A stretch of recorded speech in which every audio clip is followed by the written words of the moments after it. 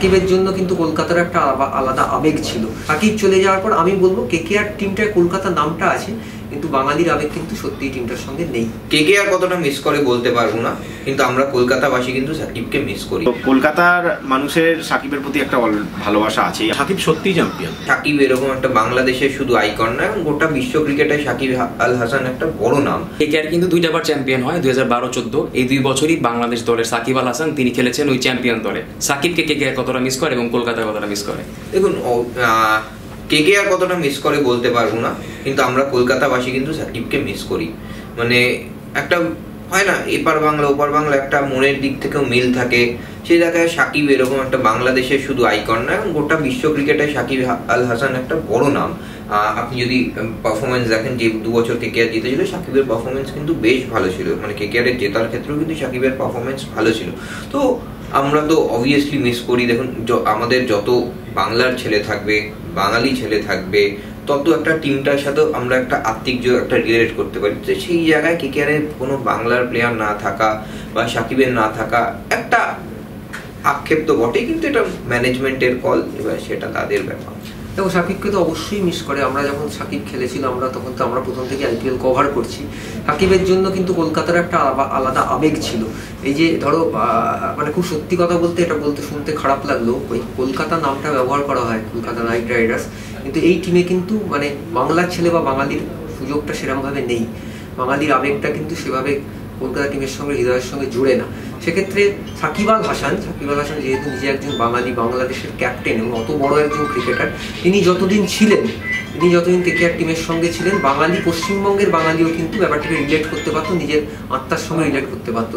সাকিব চলে যাওয়ার পর আমি বলবো কেকেআর টিমটায় কলকাতার নামটা আছে, কিন্তু বাঙালির আবেগ কিন্তু সত্যিই টিমটার সঙ্গে নেই। আমি মনে হয় আগের দিন ম্যাচে একটা এসেছিলাম এখানে, সেখানে অনেকেই দেখলাম যে সাকিবের জার্সি পরে এসছে। মানে আমি নট শিওর কি তারা বাংলাদেশ থেকে হয়তো খেলা দেখতে এসছে। এখানে অনেকেই বাংলাদেশ থেকে কেকেআর ফ্যানরা খেলা দেখতে আসে।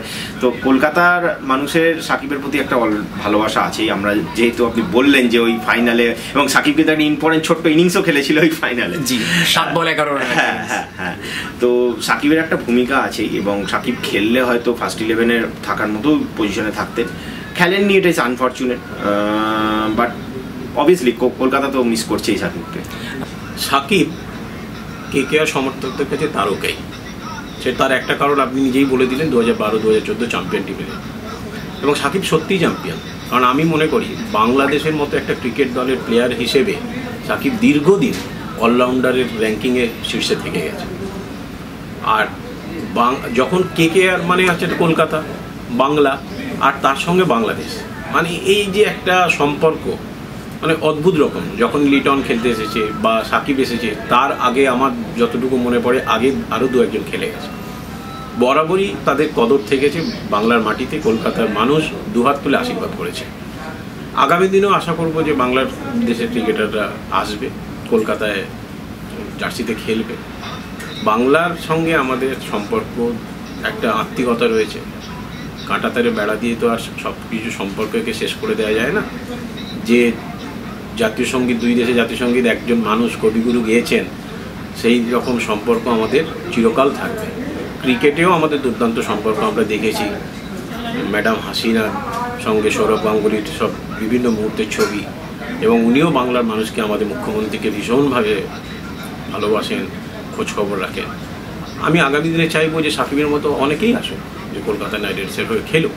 সাকিব আল হাসানের একটা ফ্যান ফলোয়িং তো অবশ্যই আছে কলকাতায়। তিনি গৌতম গম্ভীর যে দলটা নিয়ে আইপিএল জিতেছিলেন, সেই দলের অপরিহার্য অংশ ছিলেন সাকিব। কিন্তু এবার যদি দেখেন, তখন যে ইডেনের উইকেটটা ছিল 2012 সাল নাগাদ, তারপরে কিন্তু ইডেনের উইকেট সম্পূর্ণ চারিত্রিক পরিবর্তন ঘটে গিয়েছে। মানে আগে আমরা কি দেখতাম, একটা স্পিনিং ট্র্যাক হতো, টার্নার হতো, সেখানে আমার একটা লেফট আর্ম স্পিনার অলওয়েজ দরকার, যে কিনা ব্যাট করতে পারে, সেটা অ্যাডেড অ্যাডভান্টেজ। কিন্তু এখন যদি দেখেন, এখন কিন্তু ট্র্যাকের একটা মানে মারাত্মক রকম বদল করে গেছে। এটা অনেকটাই প্রেসার ফ্রেন্ডলি পিচ, এবং একটা আইপিএল টিম যখন তৈরি হয়, তখন তো সে তো মাথায় রেখে তৈরি করবে যে আমার কী কী দরকার। কেকেআরের কাছে অলরেডি আপনার একটা সুনীল নারায়ণ আছে, যে কিনা যিনি কিনা 2011 সাল থেকে কেকেআর আমি দেখতে গেলে কেকেআর তো biggest ever match winner Sunil Narayan, এবং তারপরে আন্দ্রে রাসেল থাকবেন, এই দুজন। এবারে সুনীল নারায়ণ আছেন, বরুণ চক্রবর্তী আছেন, সুয়াস শর্মা আছেন, অনুকূল রয় আছেন। এবার সাকিবকে খেলাতে হলে একজন বিদেশিকে ড্রপ করতে হয়, কারণ সাকিব বিদেশি। তাই কোথায় ফিট করবেন সাকিব, সেটা একটা প্রশ্ন আসে।